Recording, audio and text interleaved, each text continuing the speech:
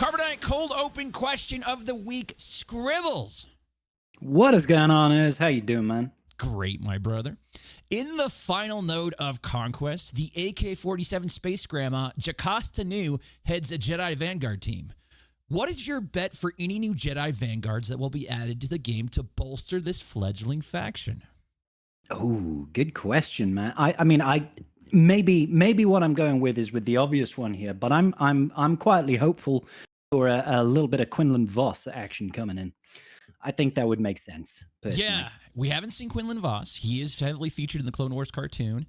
He's heavily featured in the books as well. I think that would be a good addition. Other names that have been floated out there, we've obviously heard about Yaddle, even Peel. But one I saw on Reddit today was the Tales of the Empire, Count Dooku, like the light side Count Dooku with the blue lightsaber. That could be interesting.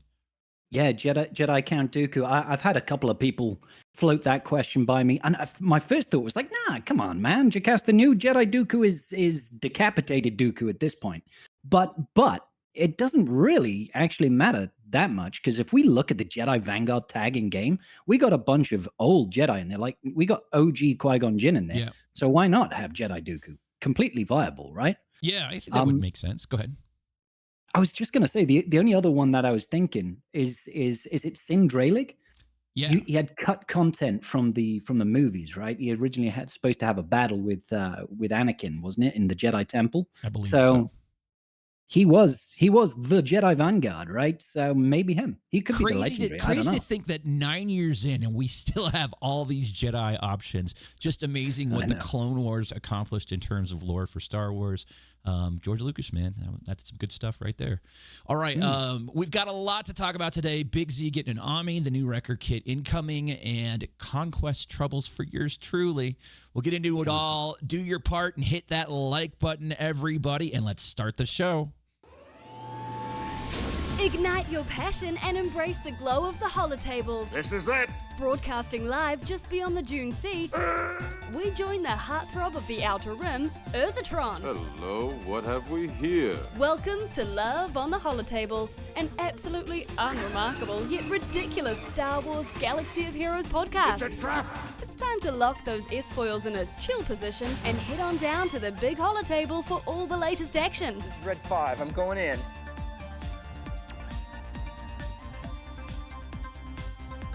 Well, hooty hoo, and a big hello from me to you. My name is Urz, and I'd like to welcome you all back to Love on the Holotables. Today, we're joined by a very special guest. It's the master of the Conquest Feat Guide, live streamer, swgoh content creator, two-time guest here, European beautiful bald man. It's our boy, Scybe. Brother, how are you? I'm doing damn good, Iz. Thank you. I mean, I feel like those accolades over here, my head's going to explode. That was so kind of you. Thank you, good sir. Yeah, it's funny because Scybe, this is a pro tip for all you guys out there that want to guest on this show. Come on a Friday night when I have absolutely not planned anything at all, and I'm drunk, and just say, hey. And then I'll say, oh, hey, how are you? Why don't you come on down? Let's do Love on the Holotables. I mean, neat fact, but I too was pretty sloshed. It was several whiskeys deep at that point, and I woke up and I thought, did I do that or did I not agree to that? I'm not even sure. We are a match made in drunken hell for sure, but I'm so glad you did because it's great to have you back.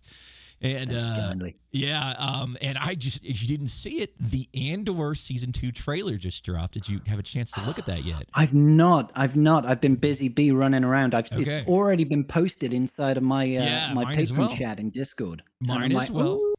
Yeah. Have you checked it? I just watched it. I'm hyped for it.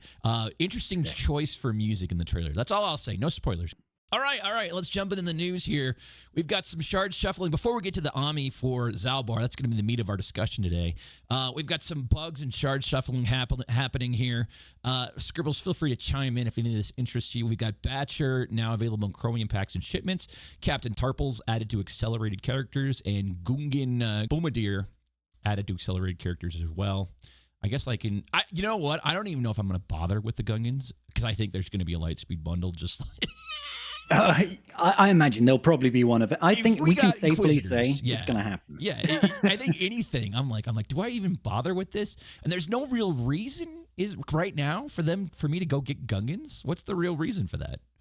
I mean, I think Gungans, they are a good PvP team. Don't get me wrong, and we'll get to it in a minute. We'll talk about the Zalbaar army in a second. That has a thought process there.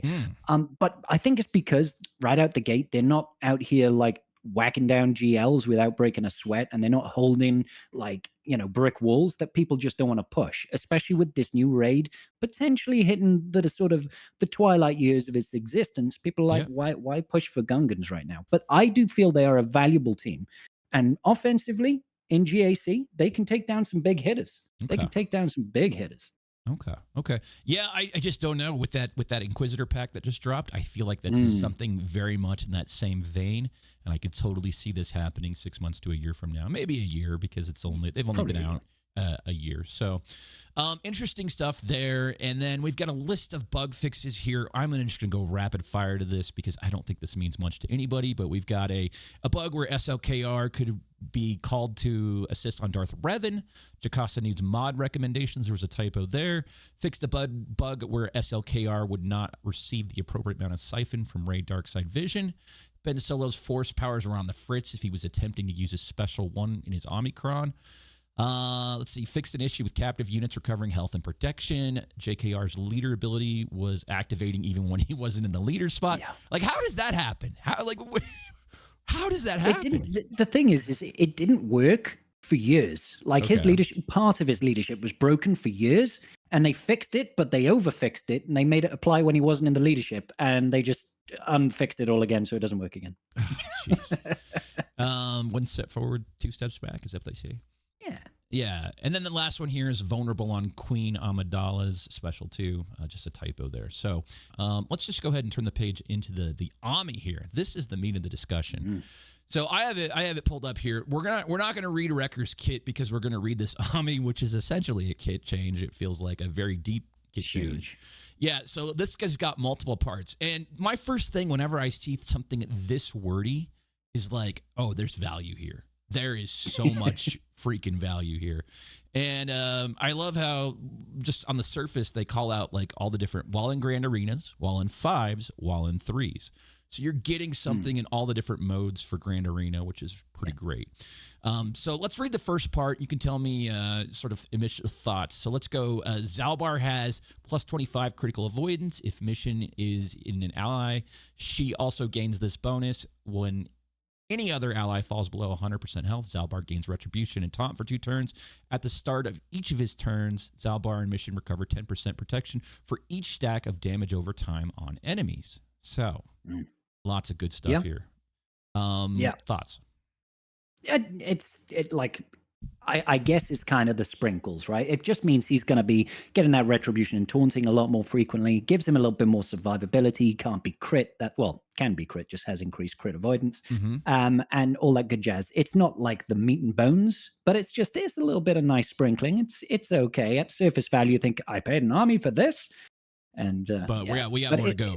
You get more to go on this. The variable taunt for 2 turns and the protection recovery. You know, I feel like variable taunts are just the best taunts in the game. Period. But the protection recovery, I feel like a lot of the times it's like, oh, recover health. Well, I don't like recovering health. I'd so much rather recover protection. I feel like health, like when you get down to the health pool, I feel like I can go in any moment, and it's just not a lot with security there. Well, there's so much else that goes into health as well. That's like, you got Malik's life drain 100% of your health. You got no protection, he's dead. Doesn't matter if you're recovering health or not, right? You're just gone. There's like exposes, max health damage, thermals, max health damage, and gas. He attacks someone who doesn't have protection. They lose 20% max health. It's like you are far more exposed if you don't have protection. So I feel you on that. Yeah, okay, so the next part here is while in Grand Arena, Zalbaar gains Retribution and taunts for 1 turn at the start of battle. So we have an immediate taunt. I love that. And whenever he loses Retribution or taunt. Yeah, he just basically keeps taunting and getting Retribution. Yeah, he loses it, he gets it. It's a neat trick. All right. Whenever he attacks out a turn, inflict a stack of damage over time for 2 turns on all enemies, which can't be evaded or resisted. Enemies can't gain defense up or stealth. Yeah. So it's dots out the wazoo. Dots at the wazoo. Okay. Which, on their own, you're kind of like, it's just a couple of dots. What does it matter? But again, it feeds into the rest of it really, really well. Yep. Okay. While in 5's Grand Arena, if allies are light side Old Republic and the leader is not a Jedi, so this would be Karth, right? You'd be Karth leading on this. Or Sortie, but realistically, it's Karth. Oh, Sortie is Galactic Republic as well? Or I'm sorry, she's Old Republic and light side, yeah. She does have a leadership, but it's really for droids, so it just doesn't really mesh, Okay. So it's Karth. So Karth, and then allies are immune to daze and expose at the start of each turn. Allies gain 20% defense and tenacity for each enemy debuff until the end of turn. Whenever another ally taunts, they dispel it, take a bonus turn, and gain 400% offense, stacking until the end of the encounter or at the start of a Galactic Legends turn. That's an interesting wording right there. Whenever an enemy gains bonus turn, they are inflicted with the stack of damage over time for 2 turns, which can't be evaded or resisted if Jolee Bindu is an ally. That looks pretty bad. Revives all defeated allies. These bonuses persist if Zalbaar is defeated. Wow. Yep. It's huge. That second part, like it kind of shows up all of the issues with the Old Republic team, right? The Old Republic team is too squishy, doesn't have damage, can't revive, and they've sort of just taken all those issues and thought, you know what, let's fix each and every single one of them and make the team incredibly tanky. I really wish I would have bought that $9 pack for JKR. I mean, I have my Old Republic. It's been done for years, but it's just like I could have got Mission and Big Z up to like Relic 5 or whatever. And it's like, that's worth $10, especially with this OMI. We're not done. We're not done. While in 3's Grand Arena, if Darth Revan and Mission... This is so interesting. If Darth Revan and Mission Vow are allies and there is no enemy Galactic Legend, Zalbaar and Mission gain a Synth Empire tag until the end of battle. Mission gains a bonus turn at the start of battle. Until the start of that turn, she can't be targeted by enemies. At the start of that turn, she is instantly defeated and grants her critical chance, critical damage, offense, and speed to Zalbaar, Darth Revan. In addition to their own abilities until the end of the battle, Zalbaar and Darth Revan gain guard until Zalbaar is defeated once per turn. Darth Revan assists whenever Zalbaar uses an ability.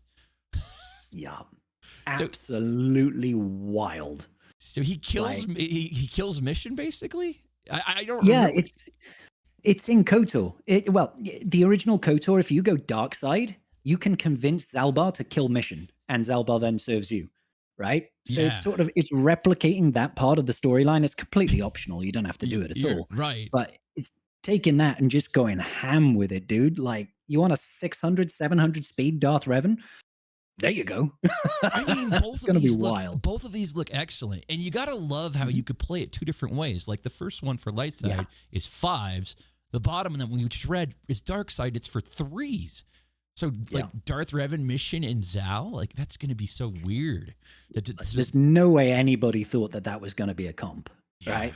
They're like, I'll throw Darth Revan with Mission and Zalbaar. Mission and Zalbaar don't even get used these days, right? They haven't been used for time. So I like this. I was so excited when this OMI dropped because it's going back to that way of, hey, let's throw some Omicrons on some really old characters that need a little bit of loving. Instead of just every new character gets, 1 to 3 Omicrons and we only focus on the brand new releases. So this got me excited. And it looks, I wouldn't say like game ending broken, but it's strong. It's like well balanced. It looks interesting. Yeah. It looks like it's something exciting. You know what's crazy is since I came back to the game, OMIs happened when I was out of the game. When I came back to the game, everybody was, I was like, whoa, why? Like, well, this is so random. Why did they put an OMI on Zalbaar? And everybody sort of explained to me like, hey, like, this is how OMIs were initially pushed out. They were supposed to be buffing old characters. And I was just like, what? Like, this is the coolest thing ever. Like, I don't know how they gotten away from it, but now they seem like hopefully they can keep on track with this and start buffing old teams and old characters, because this is like super exciting just to get value out of your roster. I mean, I always just thought like OMIs were for the new characters. The new Conquest character has 3 OMIs. Exactly. And that's the way it's been for like at least a year. Yeah. They haven't given like an old I think they gave IPD one like a year ago, and that was the last time they ever did it. But when it first came out, it would be like once every 3 months, 6 old characters would get Omicrons. And it would be, some would be good, some would be bad, but it would be exciting, you know? It would be like, oh wow, look at what they've done to Ewok Elder, even though he Right. doesn't have one. I'm using that as, for instance, just bad. Kenai, But you know, that's how we got like the First Order TIE Yeah. pilot. Like that's exactly. and like, you know, Exactly. with the new First Order stuff going on with like crew lead and like Darkside Ray, it's like Kenai all of a sudden is sort of gas. Got for some new that. life, Yeah. right? Yeah. Yeah. That's when this game is great. Guys, CG, keep it up. This is what we want to see. Yep, for real. And it's not like you're having to invest and put all this gear on something, and you just make something old new. Yeah, quite literally. And, you know, and a lot of people will have mission in Zalbaar if they've gone for someone like Darth Revan or Malak. You know, they might not have them like massively relicked. Maybe they're at gear 12. But in that instance, you can still get some real good value out of this. Like I said, you know, in that Darth Revan team, if you pump your mission to like 250, 300 speed, even like go crazy, go really high, you can get your Darth Revan well over 600 base speed with like an additional 5,000 offense and 160% additional crit damage. He's just going to delete things instantly. It's going to be wild. But yeah, it's going to be a tough team to beat on defense. The lore nod that they gave you, like that is just such a deep cut. That's super cool, man. Yeah. And the on the 5v5 one, we've got 400% offense ramping for Juhani. She's the only one that can get it because she's the only character that taunts. But like every time she taunts, she just drops it off and she gets 400% offense ramping all battle. So it's like, oh, wait a minute. Like she's going to be hitting hard, bro. Like it's not going to take long for her to ramp real high damage. And you can't kill the team because it's got infinite levels of tenacity and defense. I say you can't. You probably can, but you know, it's going to be a completely different beast, you know? Yeah, so yeah, I'm excited about it. It looks fun. Absolutely. All right. Let's turn the page here and let's talk Wrecker's kit. I don't want to read through the kit because we just read through the OMI and this came out a week ago, so I think most people have already seen it. Let's just go with your sort of initial takeaways here. Anything that you want to call out? Yeah, I mean, apart from the fact that the animations are kind of cool, like they're always nailing it with the animations. And one of his moves is he quite literally throws a giant grenade nuke thing. It looks kind of sick, right? Yeah. The improvised weapon. But honestly, I'm finding it really hard to get excited about the Bad Batch just because I need to see Crosshair. I need to see what he's going to do to bring the whole team together. Because we know it's not being used for a legendary. There's no like assault battle we're getting for this. It's not used in a raid. I'm finding myself hard to get motivated. You know, I'm like, okay, yeah, cool. I'll see it. But you know, yeah, there's no he's going to be a big tanky boy. Yeah, big tanky boy. Looks like he's got a lot of dispel. That's always good. He's got 2 different things with dispel. Yeah, you gotta love. I don't know. I'm like with you said, it's hard to be excited about this when you haven't seen the team. It's all you can just say is like, yeah, it looks good on paper, but more to come, I guess. Yeah. I'm a little concerned right now, and like it feels like the PvP element because we haven't seen Crosshair. I'm wondering where it's supposed to fit and what it's supposed to be. So it's like I don't know. In this current day and age of GAC, new Omicrons and Datacrons, where everything just tramples all over everything, I'm wondering why am I getting excited for the team? And that's the thing. I'm just not. And maybe somebody who's a massive fan of the Bad Batch is like super psyched about this, but you know, the Bad Batch wasn't really my cup of tea. So, well, I'm excited for Crosshair. Yeah. Okay. So it's interesting you bring that up about not being excited for a team because I don't. What was the reaction to Inquisitors coming to the game? Because I can't imagine people were excited about Inquisitors. It was the worst, dude. It was just the worst because it wasn't just that people didn't really care about the Inquisitors, right? It was also a case of it was like a year worth of content of just Inquisitors, and every other galactic challenge for about 6 months was you must have a full squad of Inquisitors. And then when they all came out, apart from the Grand Inquisitor, they were just crap. They weren't beating anything. So people were like, well, they're so Cairo expensive. They've been shoved down our throats for a year, and they don't beat anything. And then it all changed when Reva came out, and she was phenomenal and completely changes the team. So it was like, but back then, the community sentiment towards Inquisitors was an all-time low. Oh, So jeez. yeah, What not about as bad as this is much better. what about the reaction to Riva being the chase? Like more Inquisitors for the Inquisitor team. Were people upset about the Riva chase? Not necessarily. No, I mean people didn't like it per se, but the combat application of Riva, she was such a good squad that people didn't care as much. Yeah. They're like, sure, they didn't like the Inquisitors, but it wasn't like people were foaming at the mouth because it was a really good team and it was beating Galactic Legends and stuff like that. So, no, Riva itself wasn't necessarily negatively received. Her kit was wild. It still is, to be honest. Yeah. So it's like, not as bad. People were happier with the Inquisitors at that point, especially when you got like the assault battle was up and running and people could easily beat it down with Riva. So yeah, definitely improved. Okay. Yeah, so it'll be interesting to see what the payoff for all this is, all this Bad Batch stuff, because I just don't know. We don't know. Well, they said they had something planned and they couldn't actually push it out. So I don't know if they go back and revisit and Just maybe down down the the road. line we get something. Yeah. I mean, we were talking about it actually yesterday on my podcast where people were saying that maybe we could use this new Bad Batch in a special mission in TB to unlock mercenary Asajj. Oh, You yeah, know, we haven't the seen her bounty yet. hunter Yeah, Asajj. I told Yeah. because it's going to be Crosshair for the last one. Exactly. yeah. Exactly. Okay. I'm down for that. And side note, I think CG should think about trying to throw unlockable characters back into TB in general, just to get people interested and get people farming for it again. What was the last one that was through TB? Well, we had the Mandalore planet unlock. Okay. That was just a planet unlock. You get good bonuses. You get a load of Kyro tech from that and an extra star. it would be but before Reva, that, it was just Reva, Yeah, right? Reva. Yeah. Okay. So we've had Reva and two planets basically. No other character unlocks. So I want them to go back and do one because I like them. I think they're fun. Yeah, and I'm just spending that. You said that they rotate that stuff into the shop, and I'm just spending that currency on like cryotech. I think right now, so I have all this stuff. It's the best use for it, really. When you because you need so much cryotech as you go through the game. Like just keep buying it. Yeah. All right, let's turn the page and let's talk about Conquest. Now, I'm hoping you can help me here, brother, because I got my Dark Side Ray. I know you have the guides. I've watched your guides. I just don't know if I have the juice to get through this. So let's just start at the top level here.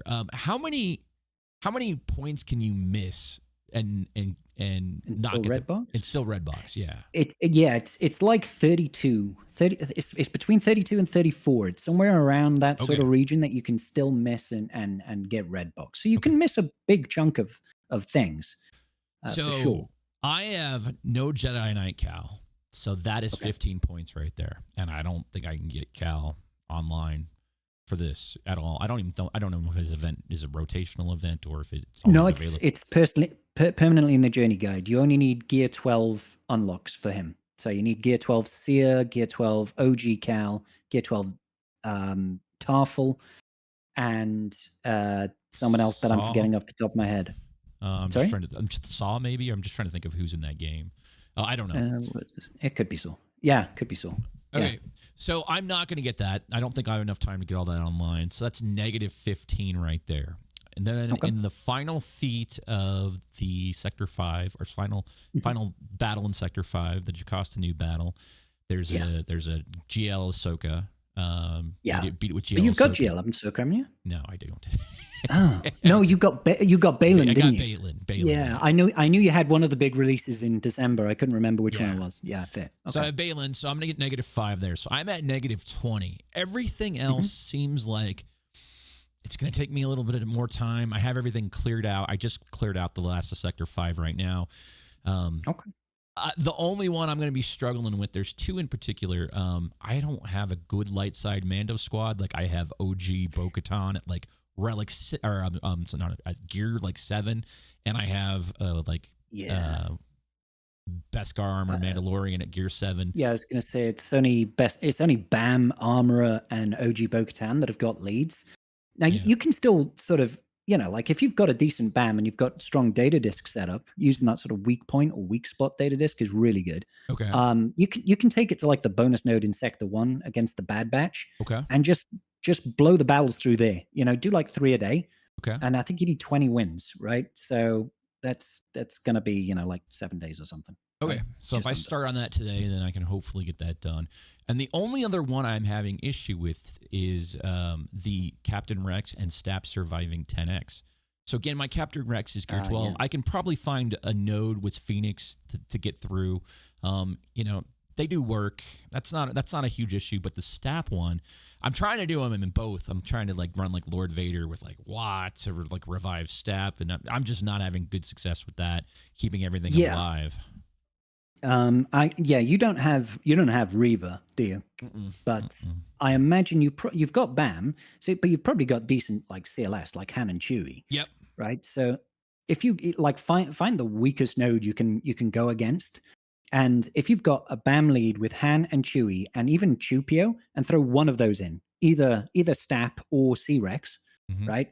And just try and rely on the burst damage and the TM generation that you're getting from BAM's leadership with Han and Chewie. Okay. Shoot people down and basically try to kill them before they can take a turn.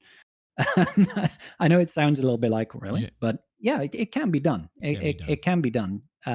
It's really about the data disk setup that you got and how much you're willing to invest in mods and things like that. And did you get the pass, the episode pass? I did. Not the episode pass, sorry, the Conquest pass. Yes, the Conquest pass. See, don't be shy on using your consumables as well. Yeah. I know they only last a battle, but you only need to win 15 battles or whatever it is, 10 battles with each of those guys. Just blow through your consumables, man. They really do help. Yeah. So I have everything done with the consumables with what I have left. So I think I can probably squeeze this out. But I'm glad to know I'm only at a -20 right now.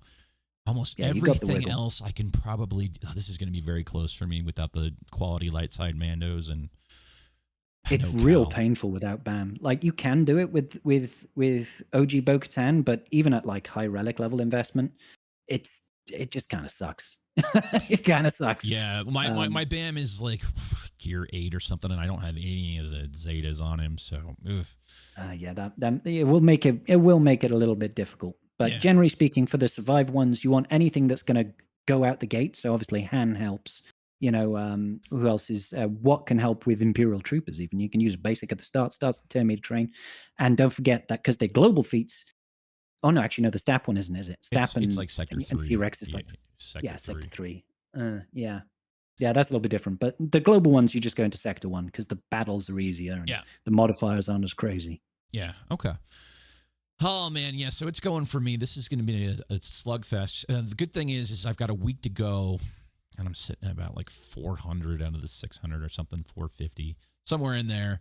Yeah, so you're pretty well developed. You need like 200 more key cards, right? Yeah. So, and I've got to do a lot of like cleanup on just like I was sort of limping through the last sector just because my roster isn't quite what a lot of you guys have. So.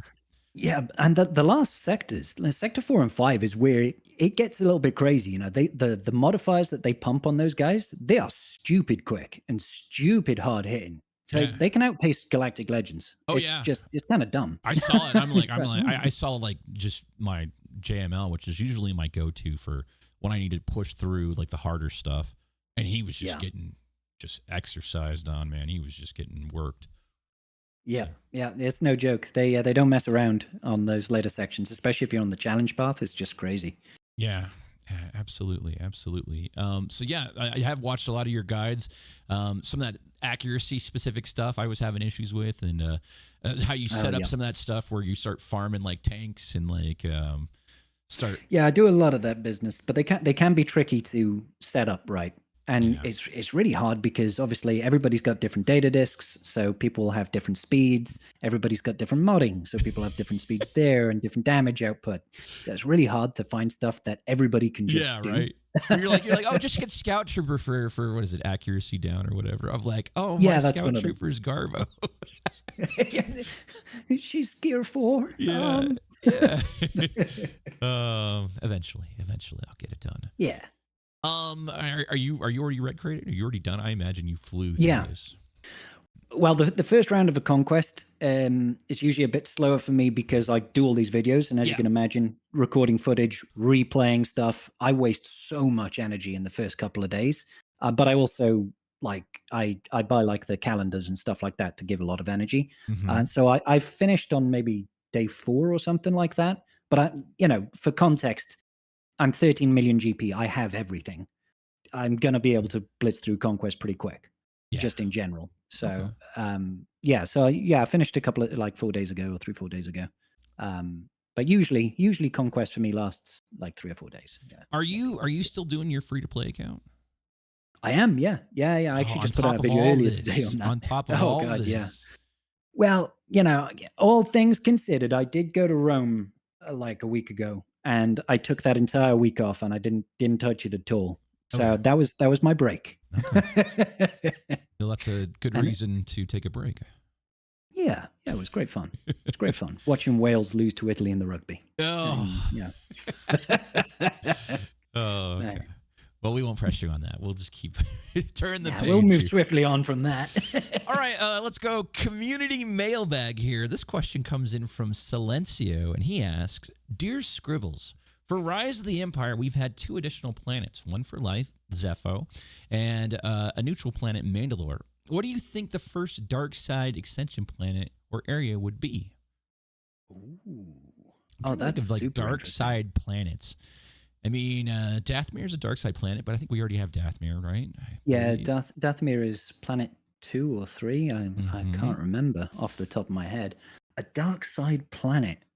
That would be interesting. What could it possibly be? I genuinely don't know. I mean, the only one that keeps popping up in my head is Exegol, but Exegol is like completely the wrong timeline for Rise of the Empire, right? It's like right at the end of the sequel trilogy.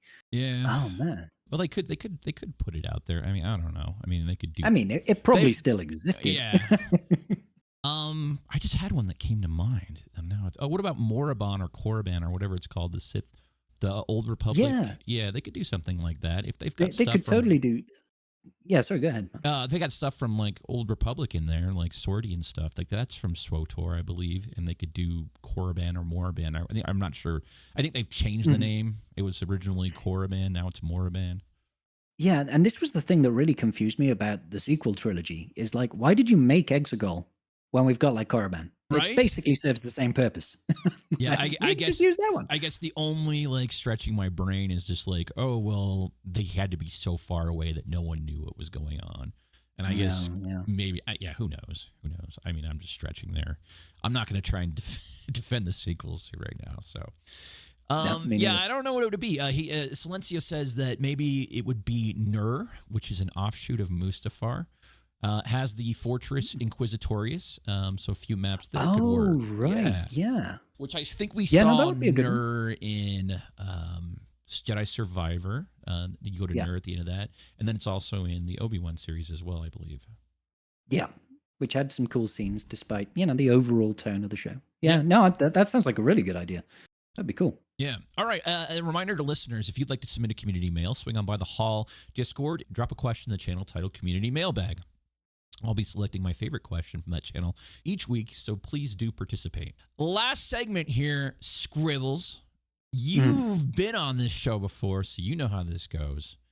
We're going to head into our last segment. It's called Maximum Firepower, where we put our guest on the hot seat and test their mental limits. First, I'll give him 5 swgoh, Star Wars, or other relevant topics, and our guest will respond with a short answer that best describes it. It's no longer one word, Scribe. It's best short answer. Okay. We're looking for rapid fire here, so the first thing that comes to mind. Next, we'll force our guest to get controversial and finish a sentence that I've started. And lastly, you'll have 1 minute to guess a randomly selected character by asking me a series of yes or no questions. You can't have the game up, so hands in the air, sir. Yes, you got it. And not down my pants. That's for later. Scribbles, are you ready? No, but let's do it anyway. Target, maximum firepower. Short response, number 1, favorite non-swgoh game. Oh, Baldur's Gate 2. Number 2, favorite planet in lore. Ooh, I would say Peridia. Number 3, wow, that's a good one. Number 3, favorite faction in lore. Ooh, Old Republic. Okay. Number 4, favorite Ewok. Can I say none? None. Tebow. Number 5, live streaming or making videos. Oh, mate. I can't. How can I Answer live the stream? question. Live stream, wow. Okay, for number 1, you said favorite non-swgoh game, Baldur's Gate 2, which is shocking because Baldur's Gate 3, bro. I know. It's super controversial, right? And I will say this, all right? Baldur's Gate 3 is a superior game in every single way. But I don't care. I prefer Baldur's Gate 2. That's fine. That's fine. You know what? I'm not going to ask you to defend that because if you've played Baldur's Gate 2, then you're more hardcore than me who's just played Baldur's Gate 3. So there you go. It's a great game, though. Okay. Favorite planet in lore, you said Peridia. Mm. I would agree. Yeah. Okay. This is, Peridia is, okay, I wouldn't agree it's my favorite planet, but I would agree Peridia is dope. Yeah. I think it's more about it's the unknown. The unknown. It's such an intriguing planet, right?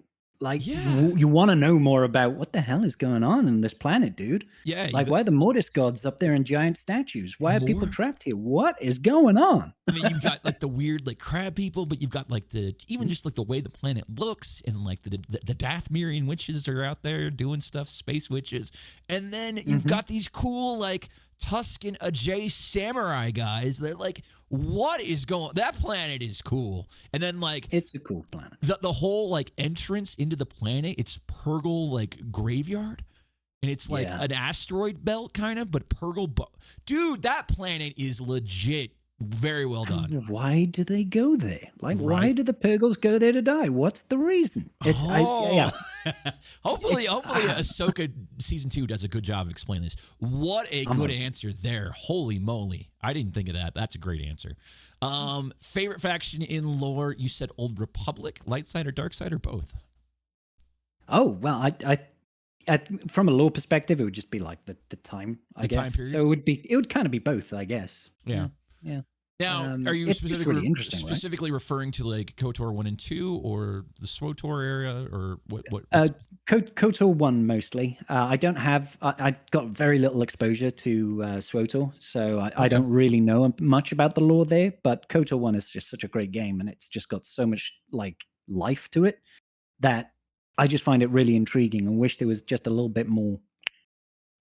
Digging into that era. So I had played KOTOR 1 multiple times. I played KOTOR 2 once on stream, and that game, for as much as people speak kindly about KOTOR 2, I will say like the Sith arcs outside of Traya, like the Scion stuff and like the Nyla stuff, is so underbaked. It's not good in my opinion at all. And I think people just fall in love with the look of these guys rather than what the story actually tells. I think Treya's got a good story, but the other guys don't do anything in that game. It's really shocking. Yeah, I think it was because it was a really rushed game when it was first made. So it got pushed out after like 2 years or something of production, and it wasn't the same people that made KOTOR 1. So it went to a different developer and then got rushed out. So I think it definitely does have a lot of cracks in it, but there's a lot to like about it too.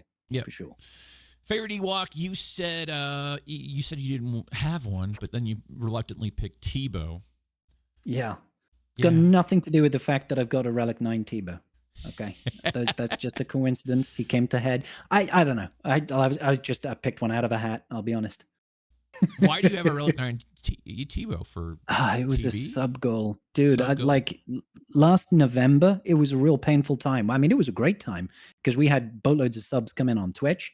But what it is like every threshold, the community gets to pick a Relic 9 character for me. And they're never kind. Oh, yeah. So we went through Ewok Scout, Tebow, Hoth Rebel Soldier.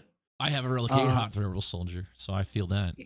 Yeah. So and look, there's a couple more that are pretty bad. Right now I've got Zalbaar as my next one. Well, that could work out. Yeah. That could work out okay.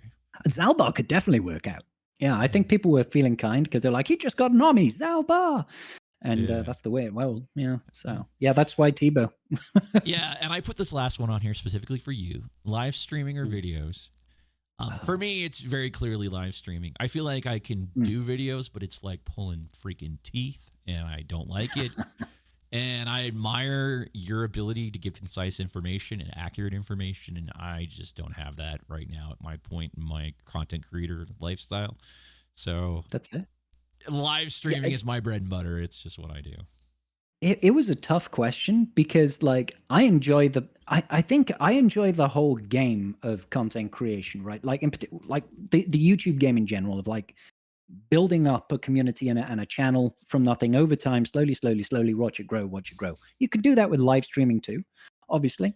But I love that aspect, but what it doesn't have is it doesn't have that same level of interaction that live streaming has. It's fun turning up to a stream every day, getting the familiar faces in there, having a bit of banter, having back and forth in that environment. That's probably why it pips it for me, but it's such a hard choice. I love both worlds, man. Totally. Well, yeah, when I will say when I was doing well on YouTube and like, you know, growing over there, like that was like so satisfying to watch and just geek out in the numbers and the metrics. And I mean, you could spend hours just delving into a video and where people dropping off and how did this thumbnail perform? And, oh, I changed. There's so much data and like tweaking that goes into that. It's just really entertaining. But the experiences of live streaming are just so real and it's just great. Yeah. Oh, God, yeah. Yeah, good stuff. For sure. All right, we're going to do controversial statement here. I'm going to read a statement. And you're going to finish it for me, okay? Okay. The best community manager swgoh has had or is. No, it's Meathead. It's without a doubt. Yep. Like, the guy is just a legend. He's an absolute freaking legend. It's not even close, actually. It's so comical that it's not even close. Yeah. Some of the he just does so much, dude. He's everywhere. He's everywhere constantly. You know, he's in everybody's streams. He goes around. He does giveaways for everybody. He's in loads of Discord channels. He talks to people. Yeah. I've had him jump on the VC a couple of times on the show. Arranged giveaways with him. I've been in he streams as well. Yeah. It's just like the guy's committed, man. So massive respect. He really is. I mean, you just look at some of the community managers we've had in the past and just how there was just an air of like unapproachability, I would say, to a lot of them. And I'm not going to name names, but like this Meathead is totally approachable. He's totally reasonable. He comes across as just like a normal human being and not like, oh, well, I'm, involved in Star Wars and I come across as high and mighty and I'm in position of power. He doesn't come across as any of those things. He's so just gracious and accepting, and he's pretty just one of a kind, actually. Yeah, he's been great for the community. I'll be honest, man. Like, a lot of people have thrown flack at him over the months, called him a bit of a joker and stuff like that. But I think we just needed to get used to how he is and who he is as a guy. And once he's out there, he's just like you said, he's so warm and welcoming. He's just like a bloke you can have a chat with. There's no pretense there. Yeah, so I love the guy. I think he's great. Absolutely, brother. Couldn't agree more. All right, last time you were on this show. You struggled. You struggled with this. I have to let you know, in the time that you've been off the show, a new record has been set. As you think you probably previously know, Calvin had the record at 27 seconds. We are now awarding a minute for this entire deal. So the new record set by a solo bass is 21 seconds. I don't think you're going to beat solo, but let's just see if you can get on the board this time. I don't think I will. Oh my God. I got my hands up. Right? He hands up. He got really lucky, but he just happened to ask the right questions. All right, so I have a character that has been randomly selected here. Okay. Recommendation is to ask yes or no questions about tags and about factions, and you can let me know when you are ready. Okay. I mean, I think I'm gonna be awful. I'm ready whenever. All right.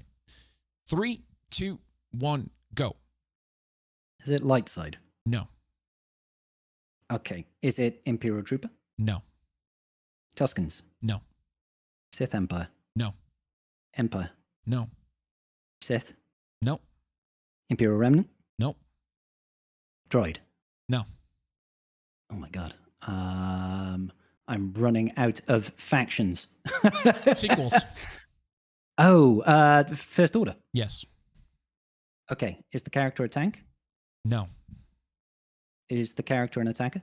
No. Support? Yes. Is it Hux? It's Hux. Oh, There you go. I got Dude, it. Okay, I'm leaving right now. 35 seconds. He said every faction but the faction, so I had to give him a hint, guys. Oh, thank you, because I would have not remembered First Order. Every faction but the faction. It just happened to work out that way. Good job, brother. Good job. Oh, the pressure's off. I can finally regain the respect of my mother. Well, that was amazing. He's on the board at 35 seconds. We'll get him next time. He's going to beat that solo base record. Good stuff. Good stuff. Good stuff. That's it, brother. We're at the end. Any plugs you want to get in? Absolutely. I will do one plug, and this applies to yourself as well, Urs. Tomorrow, I am doing a live stream on Twitch, and in that live stream, we are doing a giveaway to give out free Wrecker Shards, okay? We just spoke about, isn't Meathead a wonderful guy? Well, he has agreed to give out 5 winners a batch of Wrecker Shards, brand new Wrecker. All you have to do, show up to the stream. We're going to play some marbles. Top 5 winners get some free stuff. So turn up if you can, because who doesn't like free things, right? Heck yeah. Let's go, everybody. You can catch this man also on Twitch. And if you've not subscribed to his YouTube channel already, please do. He is a legend and an absolute gem of this community. You can catch me on Twitch 4 times a week with Performance GACs on Friday nights. It's the ultimate Grand Arena party. The Hall Alliance is always recruiting. Let me know if you need a guild. Follow me on X or come slum it in that script hole, better known as the Hall Discord. I'm around. You can find me. That wraps us up this week, manifesting you all health, happiness, and the most potent drop rates possible. Please get your ship safely, and I'll see you out on them holotables. Good night, everyone. If you enjoyed this episode of Love on the Holotables, be sure to show your support by liking this content and leaving a comment wherever you get your podcasts. Also, consider joining the best Star Wars community at discord.gg/urs or attending a Hall livestream at twitch.tv/urs. Thank you, and remember, the Force will be with you always.